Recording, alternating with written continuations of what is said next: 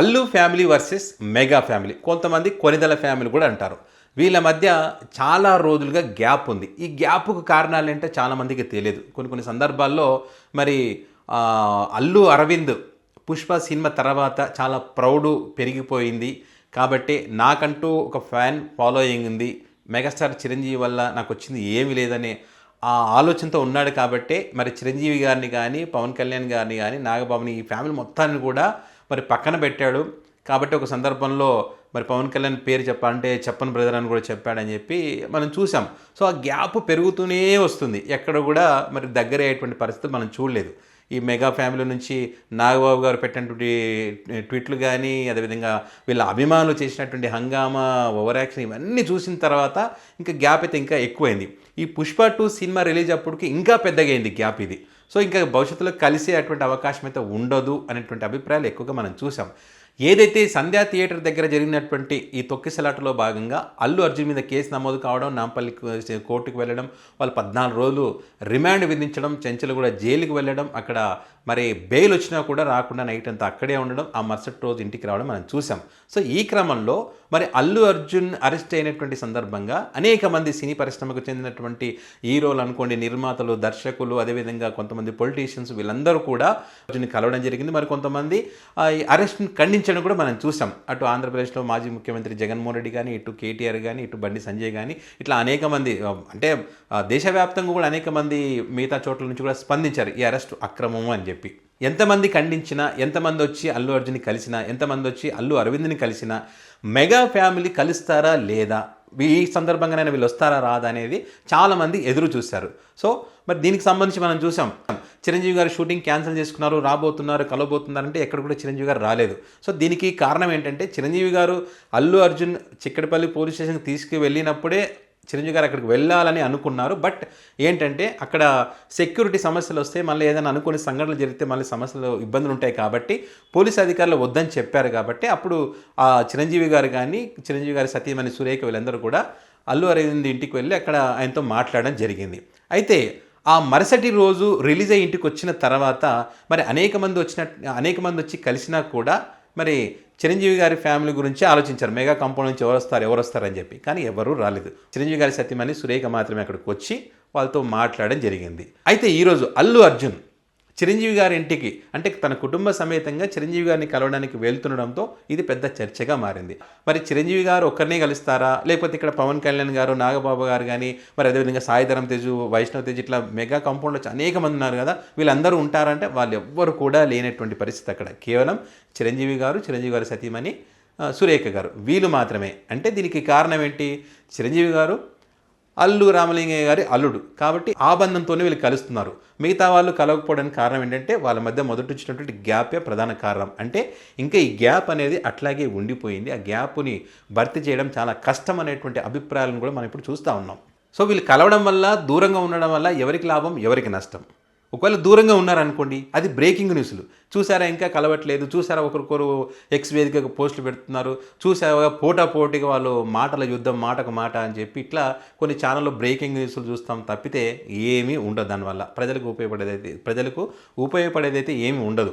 అదేవిధంగా మరి కలిస్తే ఏంటి అంటే, ఖచ్చితంగా కలిస్తే అయితే ఒక ఉపయోగం ఉంది. వీళ్ళు కలవడం వల్ల సినిమా ఇండస్ట్రీలో ఒక మంచి వాతావరణం ఉంటుంది.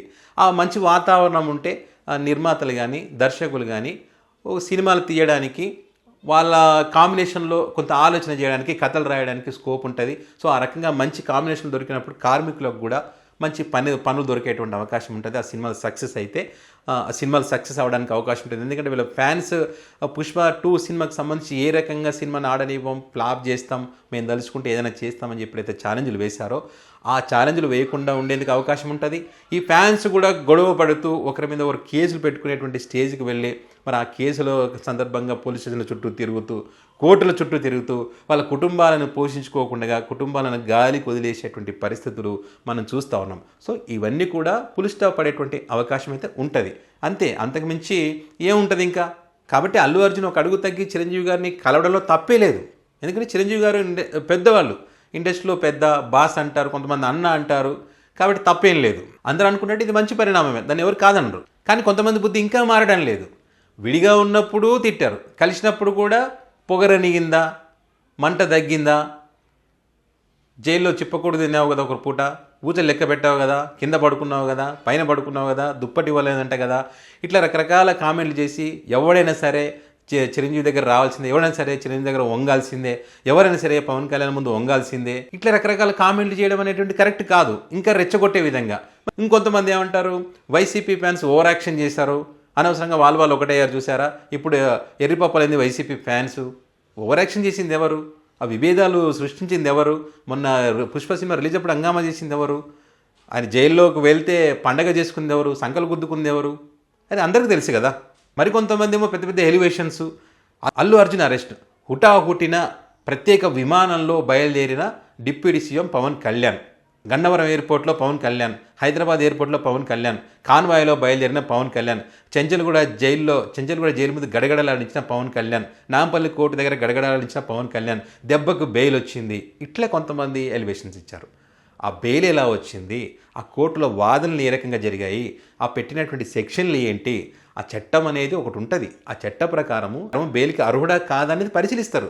ఎవరైతే ఆ వ్యక్తి తరఫున వాదనలు చేస్తాడో ఆ వాదనలతో మరి న్యాయమూర్తి ఏకీభవిస్తే, అందులో నిజాయితీ ఉంటే, అందులో న్యాయం ఉందంటే ఖచ్చితంగా బెయిల్ వస్తుంది. అంతే తప్ప ఎవరో వచ్చి చెప్తే బెయిల్ వచ్చిందని, అక్కడ దడదడలాడిందని చెప్పి ఎలివేషన్లు ఇస్తున్నది ఎవరు, ఇచ్చింది ఎవరు? మరి అంతటి దడదడలాడించినటువంటి వ్యక్తి మరి ఎక్కడ కూడా ఈ అరెస్ట్కి సంబంధించి మరి స్పందించలేదే, కలవలేదే. సో ఇట్లా అంటే వాళ్ళకి ఆలోచన ఉందో లేదో తెలియదు. అనవసరంగా ఎలివేషన్లు ఇచ్చి అనవసరంగా రెచ్చగొట్టి ఆ వ్యక్తులను కొంతమంది దృష్టిలో శత్రువులుగా చేసేటువంటి పరిస్థితులు తీసుకొచ్చింది మీరు. కాబట్టి మీరందరూ మారాలి. ఫస్ట్ మీరందరూ మారితే అన్నీ చక్కబడతాయి. సో ఏదేమైనా కూడా అల్లు అర్జున్ తగ్గడం, చిరంజీవి గారింటికి వెళ్ళడం మంచి పరిణామమే.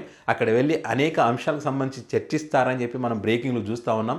ఏ అంశాలు చర్చించినా ఏం చేసినా కూడా ఈ సంఘటన వల్ల చనిపోయినటువంటి రేవతి కుటుంబాన్ని మాత్రం ఖచ్చితంగా వీళ్ళు ఆదుకోవాలి. ఇప్పటికీ అల్లు అర్జున్ ఆదుకుంటానని చెప్పినప్పటికీ ఇంకా అంతకు మించి ఏమన్నా ఆదుకునేటువంటి అవకాశం ఉంటుందా? ఆసుపత్రిలో ప్రాణాలతో పోరాడుతున్నటువంటి ఆ పిల్లోడి సంగతి ఏంటి, మరి వాళ్ళకు ఉన్నటువంటి ఆర్థిక పరిస్థితులు ఏంటి, ఆ కుటుంబం యొక్క ఇంకా ఎలాంటి పరిస్థితులు ఉంది, ఇవన్నీ కూడా ఆలోచన చేసి వాళ్ళకు న్యాయం జరగాలని చెప్పి ప్రతి ఒక్కరు కోరుకుందాం. ఒక మంచి వాతావరణం సినిమా ఇండస్ట్రీలో రావాలి. అభిమానులు కూడా అదే రకమైనటువంటి ఒక స్వేచ్ఛాపూరితమైనటువంటి ఆ అభిమానాన్ని చూపిస్తూ ఒకరికొకరు మంచిగా ఉండాలనేది ప్రతి ఒక్కరు కోరుకుంటారు. ఆ రకంగా జరగాలని ఆశిద్దాం.